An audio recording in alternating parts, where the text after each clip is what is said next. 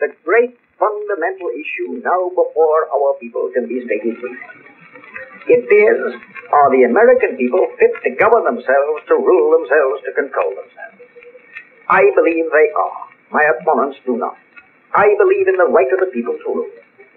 I believe that the majority of the plain people of the United States will, day in and day out, make fewer mistakes in governing themselves than any smaller class or body of men, no matter what their training, will make in trying to govern.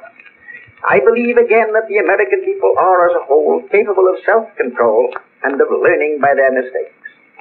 Our opponents pay lip loyalty to this doctrine, but they show their real beliefs by the way in which they champion every device to make the nominal rule of the people a sham. I am not leading this fight as a matter of aesthetic pleasure. I am leading because somebody must lead, or else the fight would not be made at all. I prefer to work with moderate, with rational conservatives, provided only that they do in good faith strive forward towards the light. But when they halt and turn their backs to the light, sit with the scorners on the seats of reaction, then I must part company with them. We, the people, cannot turn back. Our aim must be steady, wise progress. It would be well if our people would study the history of a sister republic. All the woes of France for a century and a quarter had been due to the folly of her people in splitting into the two camps of unreasonable conservatism and unreasonable radicalism. Had pre-revolutionary France listened to men like Turgot and backed them up, all would have gone well.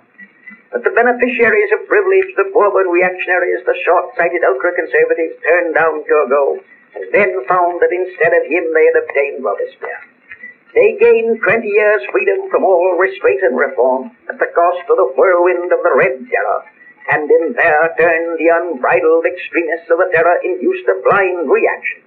And so, with convulsion and oscillation from one extreme to another, with alternations of violent radicalism and violent Bourbonism, the French people went through misery toward a shattered goal. May we profit by the experiences of our brother republicans across the water, and go forward steadily, avoiding all wild extremes. And may our ultra-conservatives remember that the rule of the Bourbons brought on the revolution, and may our would-be revolutionaries remember that no Bourbon was ever such a dangerous enemy of the people and of freedom as the professed friend of both Robespierre.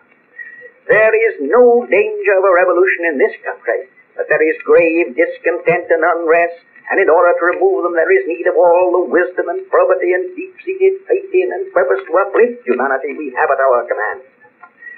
Friends, our task as Americans is to strive for social and industrial justice achieved through the genuine rule of the people. This is our end, our purpose. The methods for achieving the end are merely expedients, to be finally accepted or rejected according as actual experience shows that they work well or ill.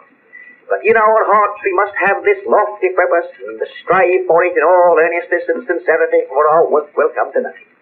In order to succeed, we need leaders of inspired idealism, leaders to whom are granted great visions, who dream greatly and strive to make their dreams come true, who can kindle the people with the fire from their own burning souls.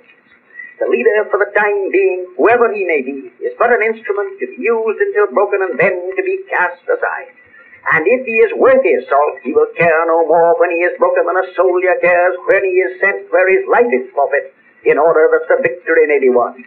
In the long fight for righteousness, the watchword for all of us is spend and be spent.